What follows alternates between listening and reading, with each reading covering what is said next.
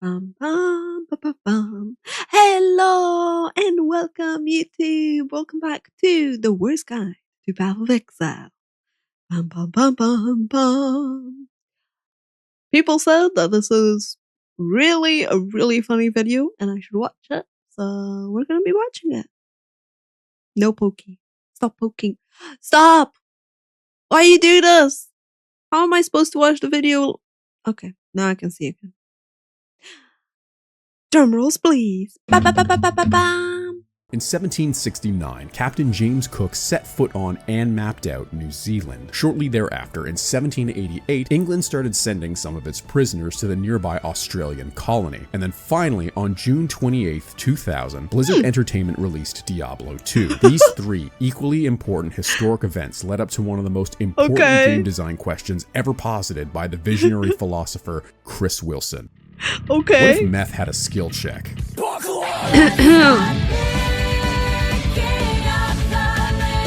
This is starting off well. Oh man, that's such a loud divine noise.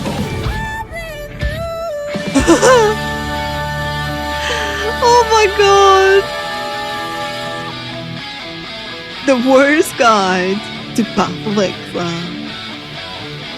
Path of Exile is a free-to-pay ARPG with a heavy focus. It's free to pay!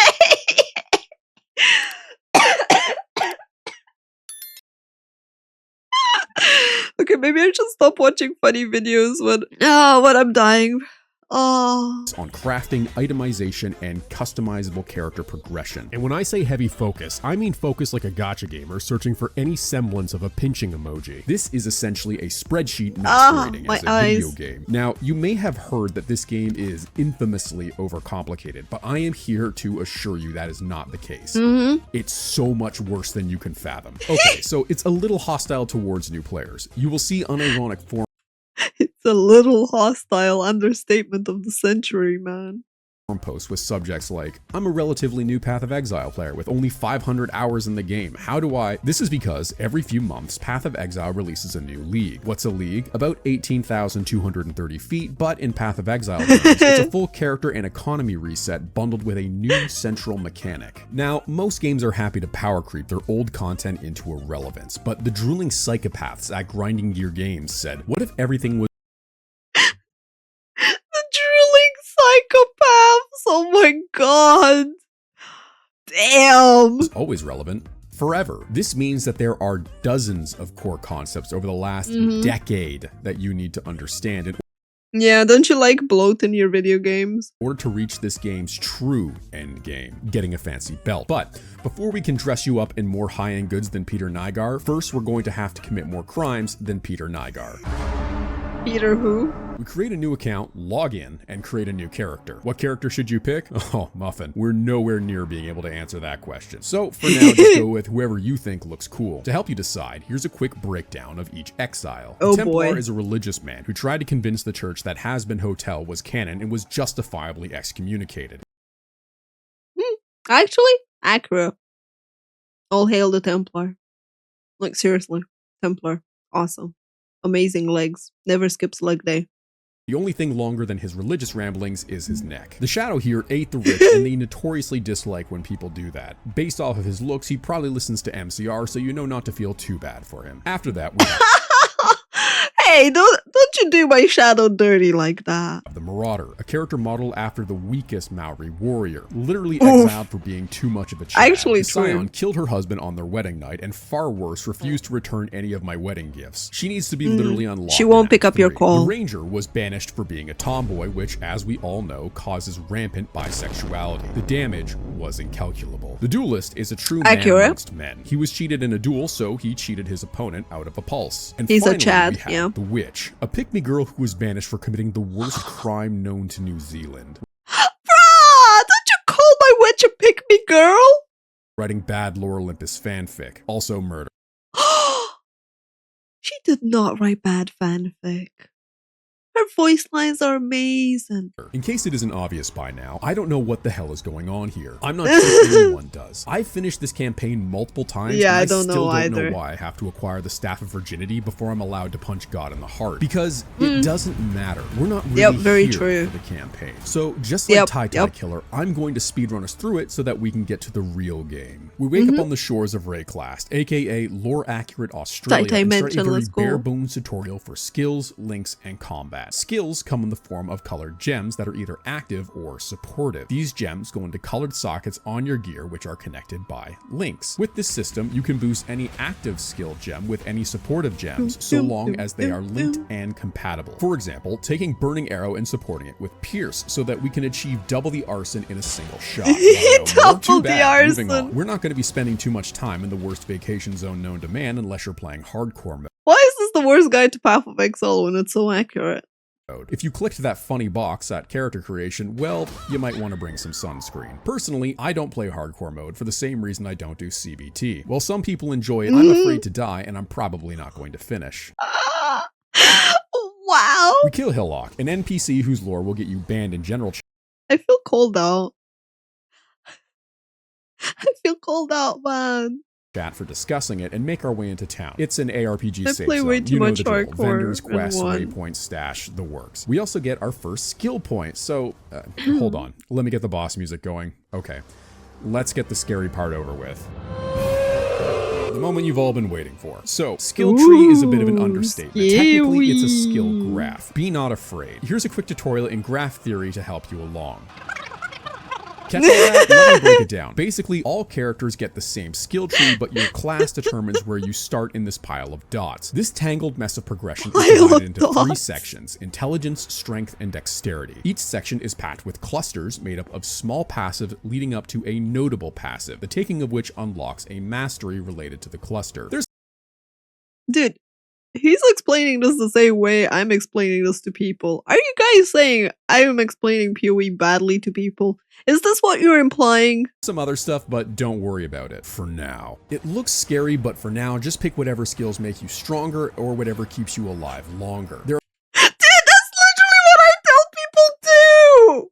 Fuck you, chat! There are too many layers of offense and defense to cover in a guide like this, but just path towards whatever you think is interesting or you feel you need more of. Really, that's it. See, it's not so bad, at least until we get to the end of the campaign. After that, well, we'll get there. Anyway, time to move on and rip through the campaign. After avoiding a gaggle of British people, we hit the hardest area in the game where we get bodied by whatever the hell a Roa is. If you can make it past this zone, you can make it Ah yes, the Roas. through the rest of the campaign. We kill a mermaid, wipe out some Aztecs piloting the world's slowest battle mech, and then savage the blood dungeons so that we can get shown the true face of God. And that's just acts 1, 2, and 3 of 10. Now we just have to kill the devil from the Bible so that we can return to Oriath, where we can we survived the touch of God, only to have to go through unspeakable horrors. and finally kill God or die trying. We die trying. Lucky for us, the concept of sin or something saves us. I wasn't really paying attention. Anyway, back to the beach. Now Act 1 is Act 6, and we get to run through a remix of all the acts. We help a mermaid deal with her crabs before finding out what happened.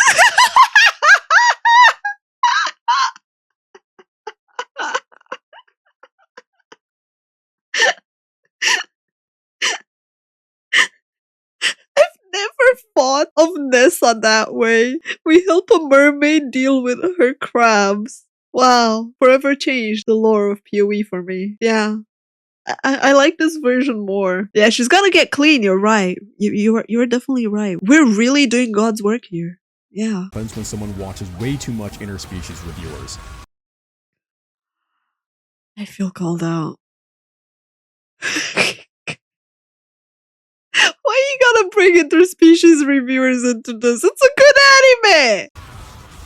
After that, we settle a sibling dispute the hard way so that we can run through the blood aqueducts 20 times before facing down the diabetes demon. Finally,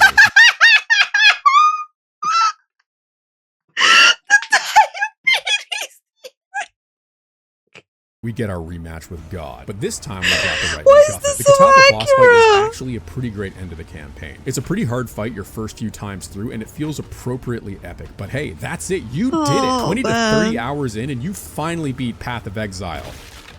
It's tutorial.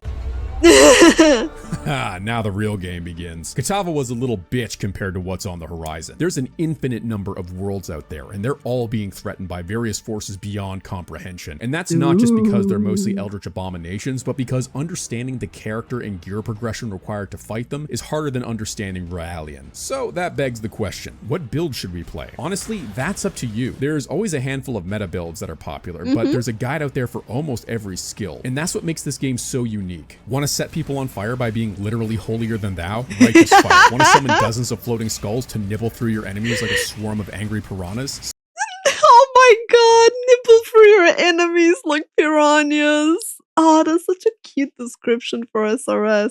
And yes, I have played PoE too. Summon raging spirits. Want to be more caustic than a Call of Duty lobby? Toxic rain. Want to have no fucking clue what's going on?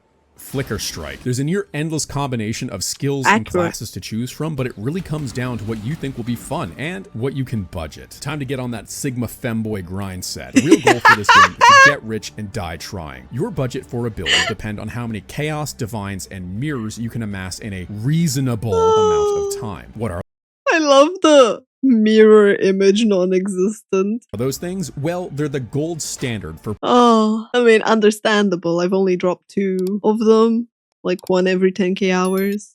player trade, and 3 of several dozen currencies in Path of Exile. I assume the devs set it up this way because New Zealand runs on some similar unhinged exchange system. So what is value? Everything in Path of Exile has a rarity and difficulty Given my difficulties getting an invoice from GGG, I'm inclined to agree with that statement.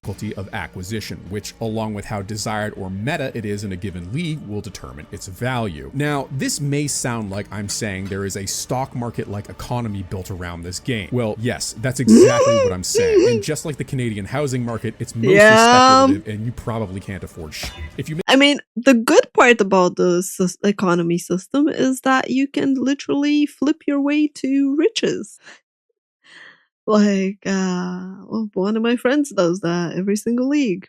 His joy in life is literally to flip items every single day. make it this far in your first league and you want to go further, you should plan your budget to be around, at most, a few hundred chaos to maybe 5 divines if you're feeling spicy. Mirrors are right out. Don't even look at them. As far as you're concerned, they don't exist. But why do these currencies have value? How do they help us with the end game? Well, welcome to the true boss of Path of Exile. Crafting? The crafting system. I have 2 degrees from one of Canada's most universities, and I still barely understand crafting in this game. But that's not going to stop me from passing along misinformation to you, though, dear viewer. So, for shaper's sake, take everything I'm about to say Yes, just like your typical YouTuber.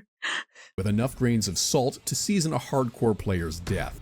Items have a fixed number of modifier slots on them called affixes, which are split between prefixes and suffixes, usually 3 each, but some have less or different amounts. What type of affixes can appear on an item depend on that item's type. Most affixes have tiers. The lower the tier, the better the stat range. The possible tiers also depend on the item's level, with higher item levels allowing lower tiers to roll. Honestly, that part is annoying between PoE 1 and 2, is because like the higher the tier, the higher the level now, and like tier 1 is like the lowest, and it's just so weird, and I'm just like, why did you flip it and why did you change the system? Affixes have different weights that can determine how likely they are to appear. However, through the dark art of crafting, we can change those weights in our favor. At the end of all of this, just remember the chances of a desired affix appearing is always 50-50, since it either shows up or it doesn't. Now, there are several ways to craft in Path of Exile. Resonators, essences, spam, beasts, and many more. But everything comes back to chaos, divines, and exalted orbs. The market reason for this, like most things, is unfortunately math, but it's mostly attributed to things like metacrafting, chaos sinks, and some other stuff I just don't have the care to explain at you. So how does one go about obtaining all these fancy crafting resources? Well, it's time to finally talk about...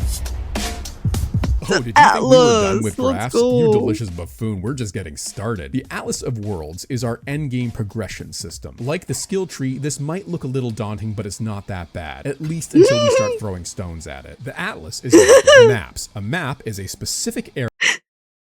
Oh, this looks fine.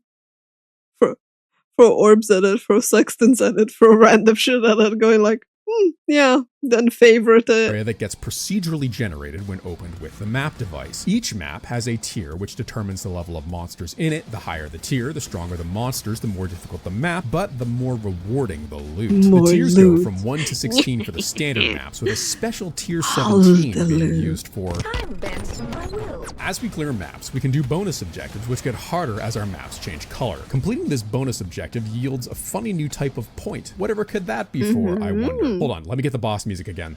And here we have the Atlas passive skill tree. Last graph, I swear. Remember all those trees within trees within trees? Start of the video? Well, here they are, but on steroids. This is where you can customize what you find most fun in Path of Exile and exploit it for profit. There is a ton of League mechanics to choose from, but here's a brief rundown of my personal favorites. Expedition adds a fun cast of characters to your map who benefit.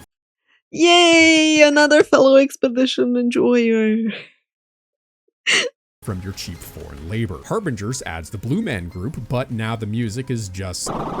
Betrayal turns this... I cannot. Like, Harvey, in its current form, just pisses me off. Meme into a mechanic. Ritual adds a gambling window to our gambling simulator. Incursion adds Elva, who tells us there are riches in an Aztec temple, enabling a Christopher Columbus playthrough. Damn. And Blight turns the game into a tower defense, which attacks your frame rate more than Rest your in character. peace, Blight, for PoE 2. There is so much variety to choose from, so make like a sexually curious college student and try a bit of everything. And a little advice on That's good advice. Mechanic farming. Don't get swept up in what some people tell you is optimal or best. There's good strategies for almost everything, but the only wrong way to play Path of Exile is one where you're not having fun. Now, as we progress our Atlas, we may start to encounter anomalies. Not just for PoE, but in general. It's like... The Envoy here, on top of sounding like chill hip-hop speak to study and relax to, warns us of a few of the endgame baddies that we're going to run up against as we enter red maps. Mini-bosses like the Mukbang YouTuber and Lady Gaga. Mukbang YouTuber! Require boss knowledge to beat, like how to navigate the Taco Bell swamp attack, but with a little Taco Bell swamp attack! Oh man, honestly, that boss design's so ass. Like, the first time I did it, it was like, it felt so weird. The indicators of what you're supposed to do. little gumption and some decent gear, they shouldn't be too much of a problem. Now firmly planted in red maps, we can look to the top of the Atlas passive tree, and here we can see the pinnacle bosses of Path of Exile. Cirrus, the Awakener, the Searing Exarch, the Eater of Worlds, Cortex, the Shaper, and the Elder, and finally, the Time control. Damn. If we're gonna have any chance at defeating these big bads, we're gonna need a real build with real gear. It's gonna take hundreds of maps to find the items necessary to trade or craft our stuff. This means the faster we can blast through maps, the faster we can get to these pinnacles of PoE prestige. Mapping in Path of Exile Makes is sense. a balancing act between offense, defense, and speed. Now, me personally, I live and die a lot, by the notion that the best way to mitigate enemy damage is to never let them attack in the first place, which is why I stack move and attack speed and play Flicker Strike builds. Ah, look at that clarity of combat. This is what is known as a 6-portal defense. You paid for 6 portals, you might as well use all of them. Oh, shit. 6 portal defense. Oh my god. Now that we've hit red maps and we've filled out our skill and atlas tree, it's time to really scale our maps. In order to have a better chance at finding valuable items, we need to juice harder than a TikTok fitness influencer. You can do this by spending crafting currency on your maps by using scarabs, chisels, etc., etc. Just make sure that when you're rolling mods on your map, you roll ones that your build can handle. Why won't you die? You don't want to run an Ellie Reflect map and die instantly. That would be super embarrassing. No longer poor. You can engage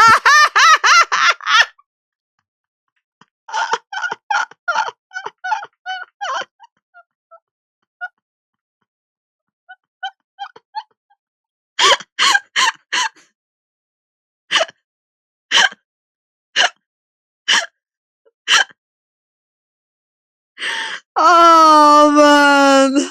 Kudos to the guy for like being involved in the community and knowing the inside memes, like Ziz being unable to read and dying to Ellie Reflex several times. Ah, you've all done that? No, I've not yet died to putting in bad map mods. no longer poor. We can engage with players Sorry.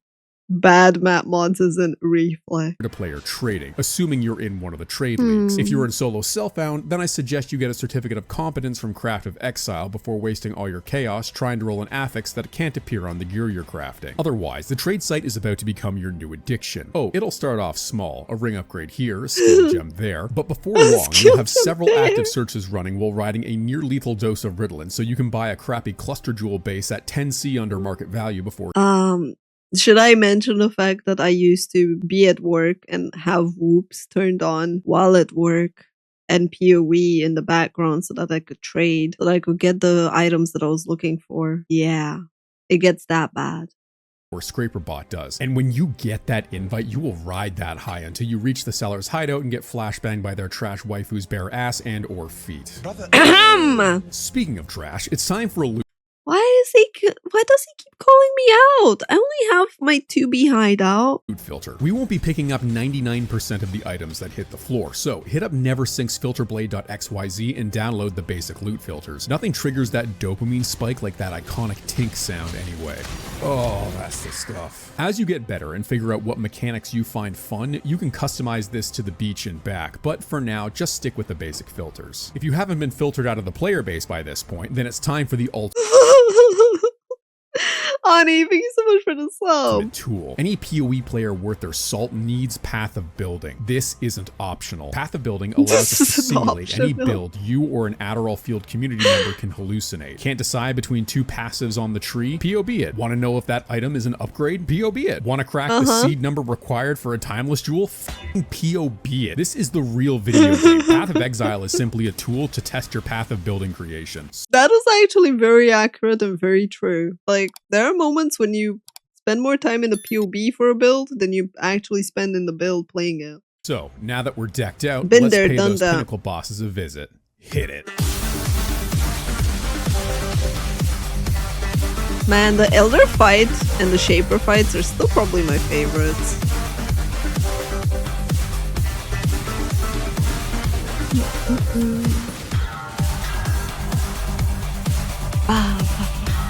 Actually, you know what?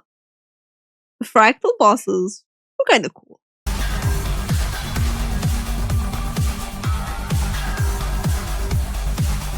This fight I freaking hated. Legs are...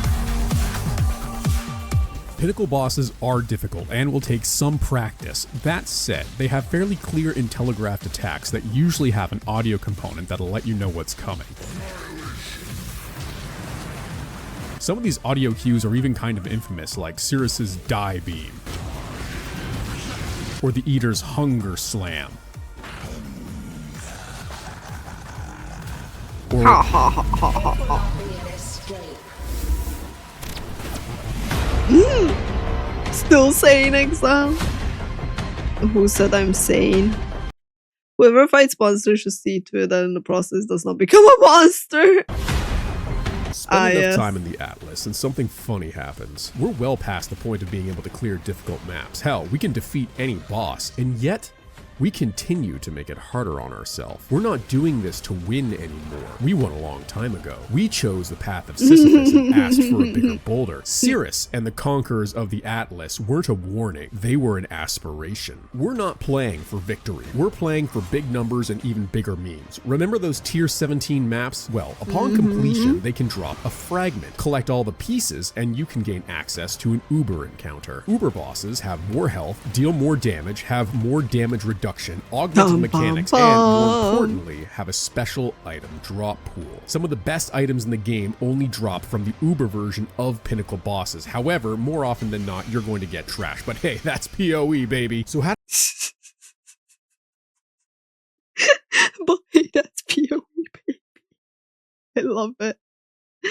I seem to remember you telling me you're sane. Oh, I'm very sane. I just have the insane title in World of Warcraft. do we deal with this railroad spike through the head and difficulty? By pushing our build to its absolute limit. I'm talking more defense than when I gave a coworker constructive criticism. I'm talking more offense than when Australia decided it didn't like emus. I'm talking Tier 0 uniques. Tier 0 uniques are the rarest items in Path of Exile outside of mirror tier rares. Some of them are so powerful that entire builds can be crafted around just a single one. Of these chase items, Mage Blood is one of the most sought after.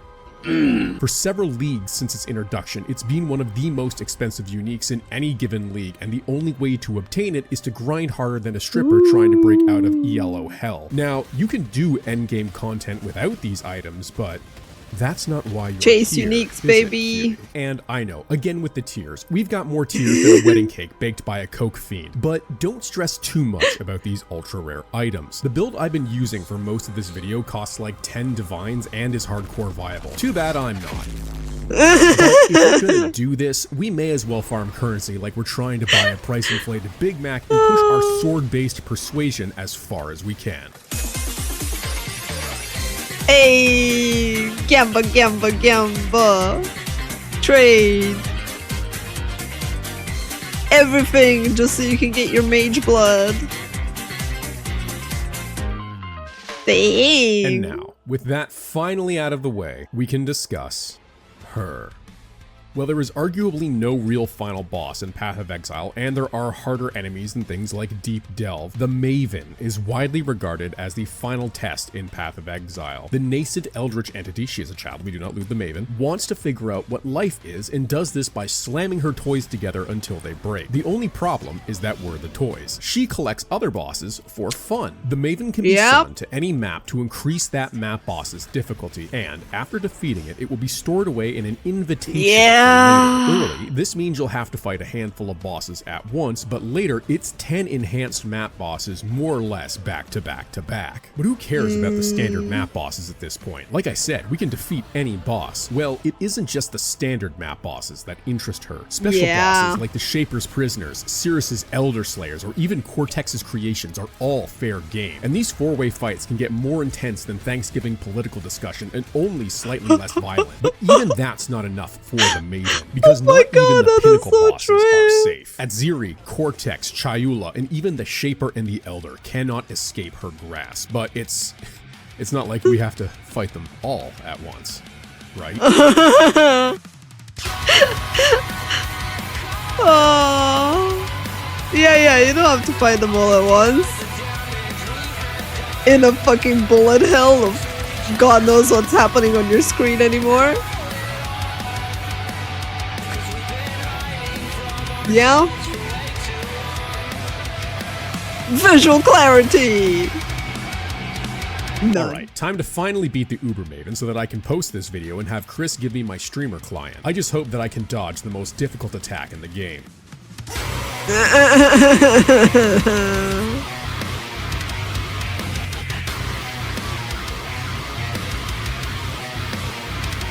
Oh, man.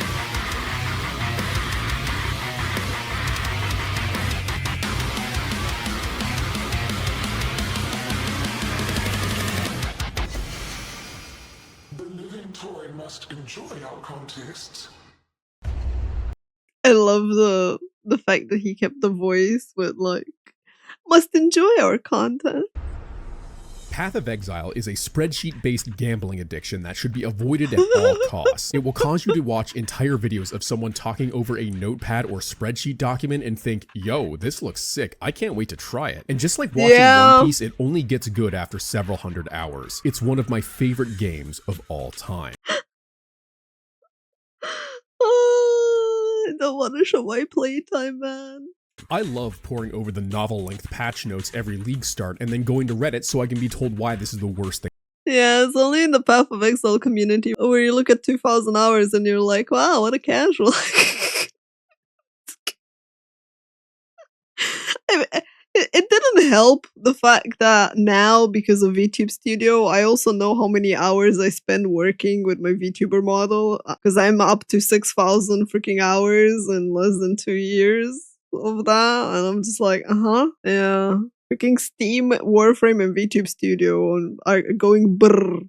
Actually, no, scratch that. There's also the fishing game. Thing to ever happen. I love reading the nerfs and getting gaslit by Zizarin as to why this is good, actually. I love Oh my god!